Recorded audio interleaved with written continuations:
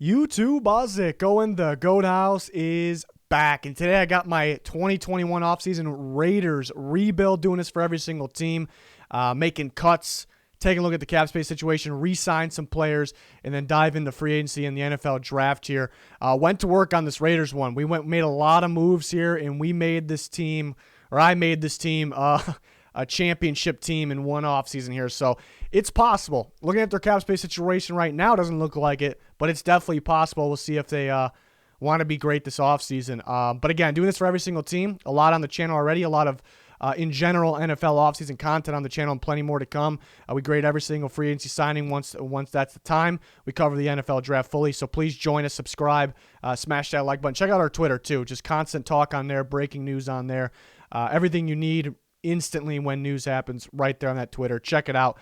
Link in the comments and description for that. Here's the Twitter. Just constant talk about everything, channel updates, schedules, everything like that. And I'll pin a link in the comments to this as well, just a little cheat sheet, what to expect, cap space, who could be cut, who could be traded, how much cap space that'll free, things like that. And this link right here will bring you to restructure options. So a lot going on here, a lot of things to keep handy. To the Raiders, -$3 million in cap space. That's kind of the floor. It's going to be around that range because we don't know the team salary cap yet. So making some big-time cuts here. Already cut Tyrell Williams. As I expected there, it saved some pretty big money. It's just an expected move.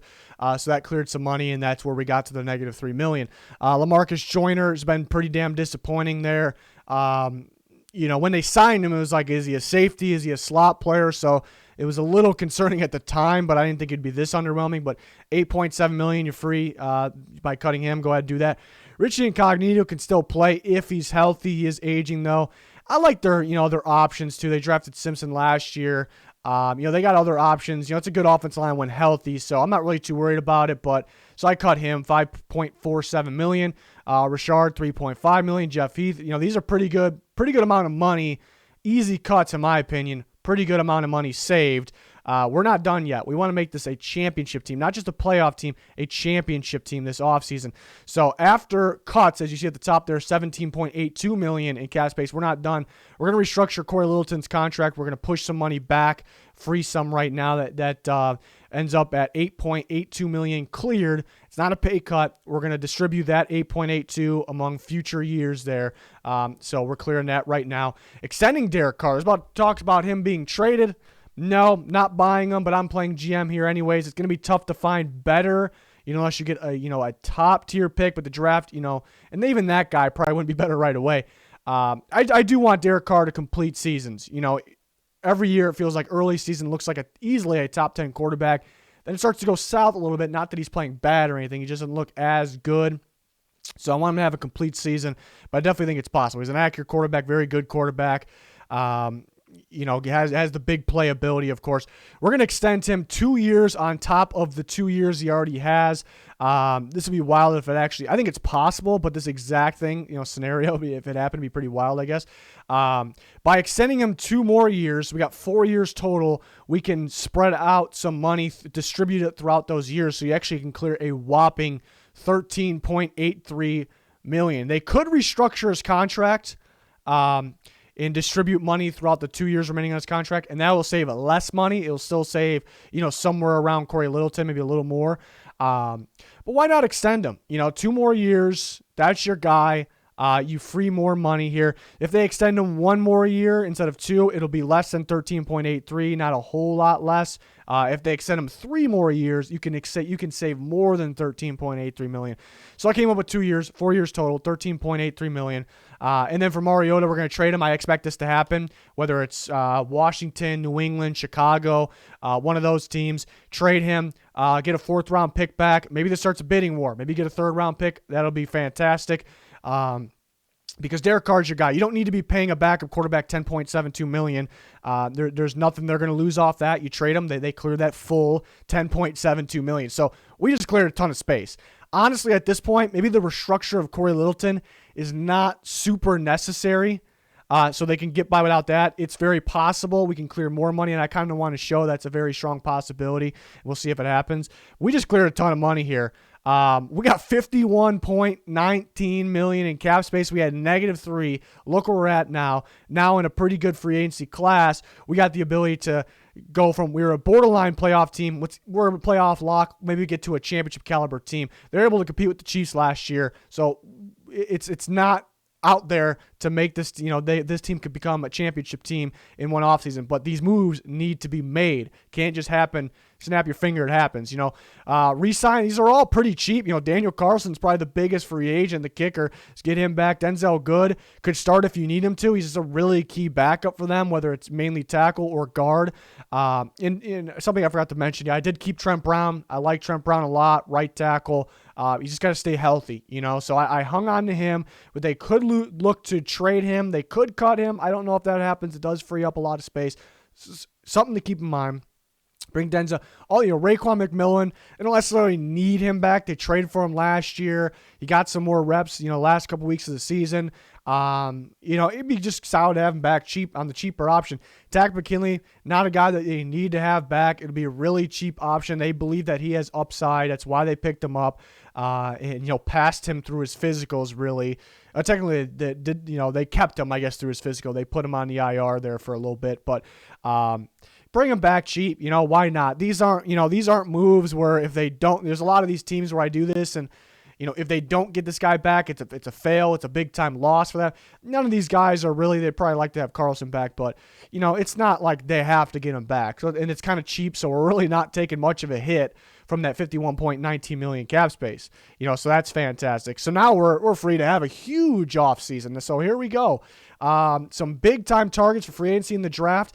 Option, was this option 2 here? They're both title option 2, so ignore that. And we just, the graphics guy messed up. So they're different. One's option 1, one's option 2. We got Bud Dupree here, the edge rusher from the Pittsburgh Steelers. I think he's a better free agent than people are kind of giving credit for, probably because of the injury. I think he's a stud pass rusher, whether it's rushing on the outside or even the inside. And I think it's a big-time pickup. I think with Gus Bradley's defense, you need one of those athletic rushers that can rush on the outside, the inside, can do multiple different things. But the athletic edge rushers on one side, I think that would be huge. And I think it's a really good fit. So you add Bud Dupree here. You need a free safety. You definitely need a free safety, but they're missing that safety, coverage safety. So you get a guy like Marcus Williams who played free safety for the Saints. I think he can cover a lot of ground back there in the back end of the defense, and that would be a huge pickup. And you need a slot corner pretty badly. Let's go ahead and trust the development of Trayvon Mullen, which I do, and Damon Arnett, which is the big one. I don't really want to move Arnett in the slot. So let's get a big-time slot. We added a free safety. Let's get a big-time slot corner. Mike Hilton, one of the best in football at slot corner position. So you really upgrade that right there, which they value a lot. Their slot corner, their nickel corner. So you really beefed up the defense with these signings. Now you go into the draft. Receivers a pretty big need. I forgot to mention we didn't get Nelson Aguilar back because I would like Nelson Aguilar back. But, there's been some talk about him, some locker room issues with him, but we'll see if that blew up more than what it was. We'll see. I would like to have him back, but we'll just play this scenario like they don't get him back. He goes elsewhere. So receivers a pretty big need. Get a guy like Rashad Bateman. I think he'd be perfect pairing with Henry Ruggs. Bateman can play in the slot, can play outside, good footwork, good contested catch ability. So he does it all. He's my number 4 receiver in the class. So I'd love him for the Raiders here. Then you need an interior guy, hoping that Malik Collins, plays well at the traditional D tackle position, could move around a little bit there. We need a nose tackle to stop the run that also can get some pressure. Love me some Aleem McNeil, one of the best defensive tackles. He's specifically a nose tackle, and the best nose tackle, the best run stopper in the draft. You can get him in the second round here. So that'll be a big upgrade there in the middle. And then, yes, I'm going with the running back / receiver in Demetric Felton here from UCLA.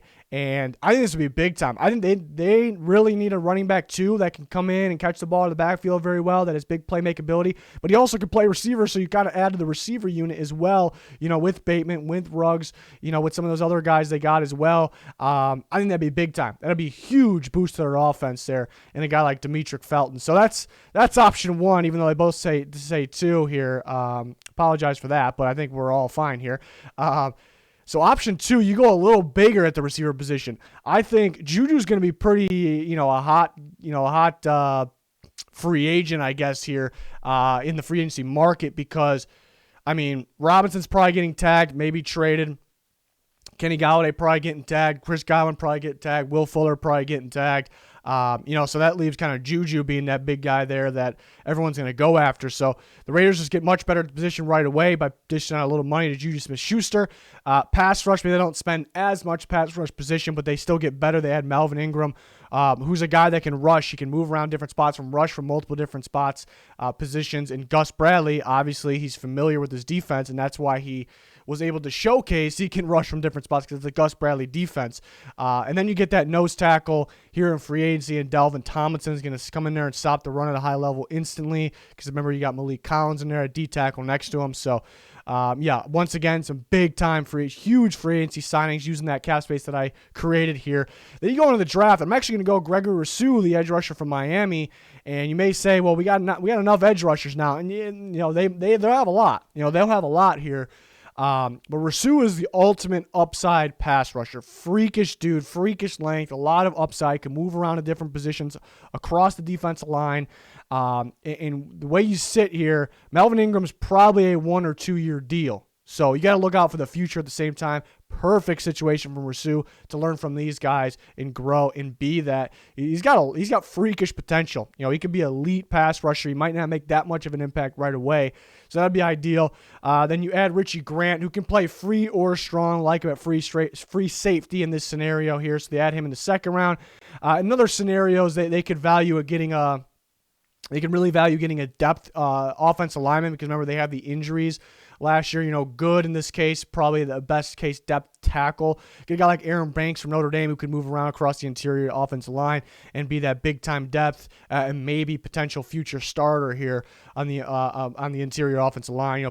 Specifically at guard, I'd like him. So that'd be ideal. So. Really enjoyed this Raiders one because I got to go to work and clear a lot of cap space in different unique ways that are very realistic. But another one, where I had big time signings because I want them to go. We need to go from, borderline playoff team to a championship team. Let's not just go slowly. Let's not go to we'll squeeze in the playoffs and, let's go big. Let's go big here. But they need to make the moves to clear the space, which is very realistic. So they can't be afraid to be great this offseason. And hopefully they go to work like this. We will see if they do that. But they got the potential. I love a lot of these fits too. Sometimes there's some free agency classes are a little on the weaker side. Sometimes they're great like this, but then sometimes you don't have the fits. Like those big time players where we do dish out this money where we don't really feel the connection. We don't really feel the fits. These are big time players, and I feel like they fit so well on both sides of the ball for what the Raiders are trying to do. So this is where they got to go in. They got to go hard this offseason. Let's see if they do it. Let's see if they do something like this. Can't wait to see what they do. We're doing this for every single NFL team. Did quite a few already. A lot more to go, but don't worry. We'll get to your team if you're waiting. Full NFL offseason content. A lot of it on the channel. A lot more to go. So I can't wait. This is, even though football's over, it's a great time of the year here. We got you covered. So join us for that. Subscribe, follow our Twitter, smash that like button. But that's going to do it. Thanks for watching. Goodbye.